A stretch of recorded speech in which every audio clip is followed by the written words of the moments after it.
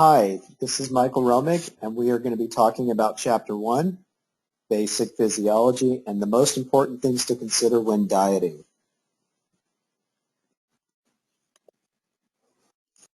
The first thing you should consider is to throw away your scale. There are three different types of weight loss. You can lose water, you can lose muscle, and you can lose fat.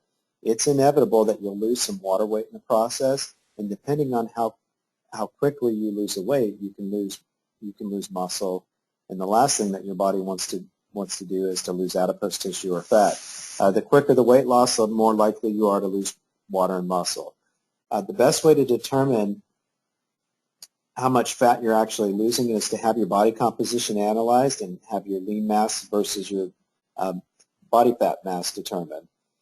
Ideally, the average person can lose about 1 to 2 pounds of fat mass per week, and that's ensuring that you're doing it safely and effectively.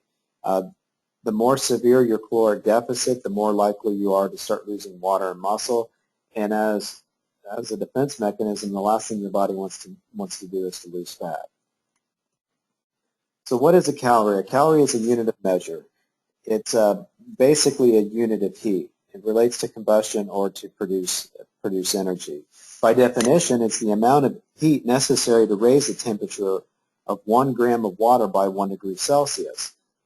This is important to understand because the food that we consume, the energy that we take in is measured in calories. And if you're taking in more calories than you're actually burning, it's inevitable you're going to increase your mass, and that can be, that can be muscle or it can be fat. Of course, most people are trying to lose weight or lose body fat, and as a result, or ideally, you should be taking in fewer calories than you're burning, which we'll talk about in just a second. So what are your macronutrients? Macro means large, nutrient means it's vital or essential to life, and there's 3 macronutrients. And you really want to think about them in this order. You have protein, fats, and carbohydrates. And based on this this diagram here, ideally you should be taking in about anywhere between 20 and 40% protein, roughly 30 upwards of 70% carbohydrates, and anywhere from 15 upwards of 35% fat.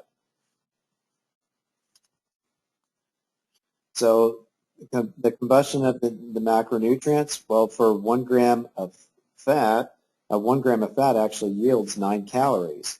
For carbohydrates, 1 gram actually yields 4 calories, and for protein it's the same, it's 4 calories. And for alcohol, 1 gram actually yields 7 calories. This is important to understand because, just based on the actual weight, fat contains over twice as many calories. So there's a couple of laws that we need to take into consideration. The first one is the first law of thermodynamics, and the second one is the law of conservation of energy. Both of these laws state that the amount of energy we take in, or the amount of energy we consume, is equal or greater than, if it is equal or greater than the energy going out, it's either going to be converted to one form or another. In this case, if we're taking in 3,000 calories and we burn 3,000 calories, there's no change in our body mass. If we consume 4,000 calories and we only burn 2,000 calories, there'll be an increase in our body mass. And the goal for most people, if they're trying to decrease their body mass or lose weight, they should be taking in fewer calories than they're burning, which in this case, if you're taking in 2,000 calories and you're burning 3,000 calories, well, there's going to be a decrease in your body mass.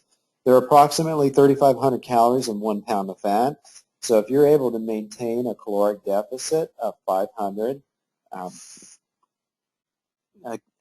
calories, that's going to equate to about 1 pound of fat loss per week. If based on this last example, if you're able to create a deficit of 1,000 calories a day, well, that's going to equate to 2 pounds of fat loss per week. So the energy going out, the energy that we're burning is based really on 2 factors. One is our BMR, which stands for basal metabolic rate, and that accounts for about 60 to 70% of the overall calories that we're burning. And the The other variable we need to take into consideration is our voluntary activity, and that can be roughly anywhere between 20 upwards of 40%. So both of those are important because, for one, the more lean muscle mass you have, the more calories you're going to burn in the resting state. And the more active you are, the more calories you're going to burn throughout the day. And those both play an important role in determining how quickly you're able to lose body fat. One of the things that's really important to understand is the power of blood sugar stabilization. Glycogen, which is a fancy word for blood sugar, is the body's first choice for fuel. Your blood sugar should be in a specific range. It should be somewhere between 80 and 120 milligrams per deciliter. If your blood sugar drops, you're going to start burning muscle and hold on to fat. Your energy will crash, and cravings will start to increase.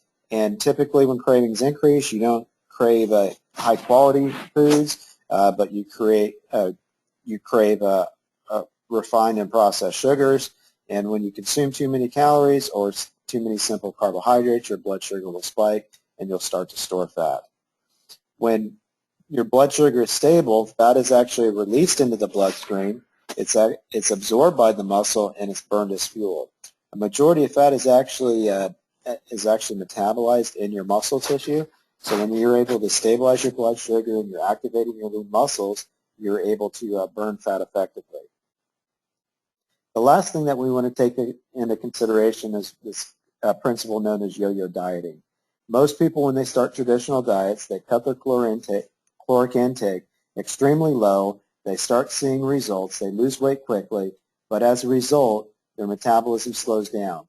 And when their metabolism slows down, after they end the diet, they go back to normal eating, and then they gain the weight back.